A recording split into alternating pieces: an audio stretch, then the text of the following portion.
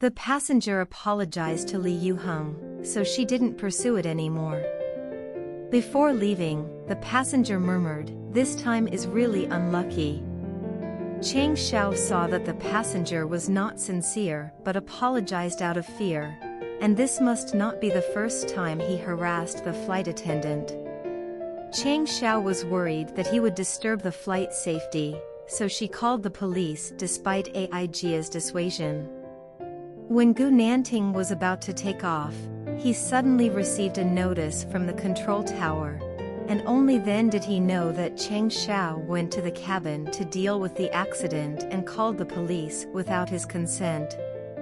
Cheng Xiao repeatedly explained the reason, but Gu Nanting gave her a hard lesson and explained the stakes to her. Only then did Cheng Xiao realize the seriousness of the problem. The police arrived quickly, but the passenger refused to cooperate with the investigation and made excuses in every possible way.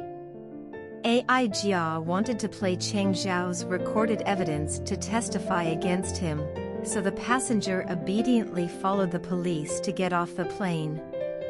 Gu Nanting reapplied to the control tower for the departure time. Due to too many flights, he had to wait for an hour.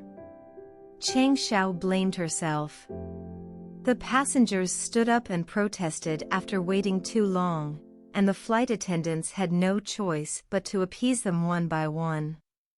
The fog is getting bigger and bigger, the visibility at the airport is too low, the flight has to be cancelled, and the departure will be rescheduled early tomorrow morning. Gu Nanting broadcasts this notice to the passengers, and the cabin immediately explodes.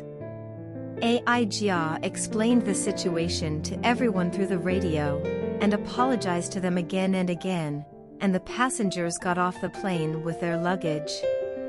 Danny was going to Sonia to visit her father who was seriously ill.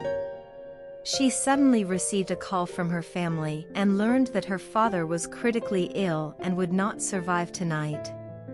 Danny poured out all her anger on Cheng Xiao, and it was useless for Cheng Xiao to explain desperately. Aijia and Xiaoji persuaded Danny to go to the lounge, and Danny kept crying to them.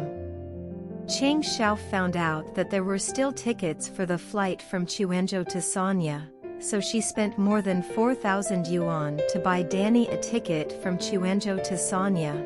But the high-speed train from Luzhou Airport to Quanzhou Airport was out of tickets. Cheng Xiao went to Gu Nanting to help send Danny off. Gu Nanting's car was at the company. He called an online car-hailing car and took Danny to Quanzhou Airport in person. He watched Danny go through the security check before leaving in peace. Cheng Xiao called Gu Nanting to express her gratitude, and promised to find an opportunity to repay him. Cheng Xiao added Gu Nanting's WeChat and asked him to drive him home. Early the next morning, Gu Nanting led the crew to fly back to Sanya. The plane was running smoothly. The plane was about to arrive at Sanya Airport. There were thick clouds, and the plane was turbulent. When Li Yuheng went to the cabin to appease the passengers, she suddenly felt dizzy and nauseous. Aijia hurriedly helped her into the lounge. Cheng Xiao applied to the ground to lower the flight altitude. Gu Nanting was calm, and the plane quickly returned to a stable flight.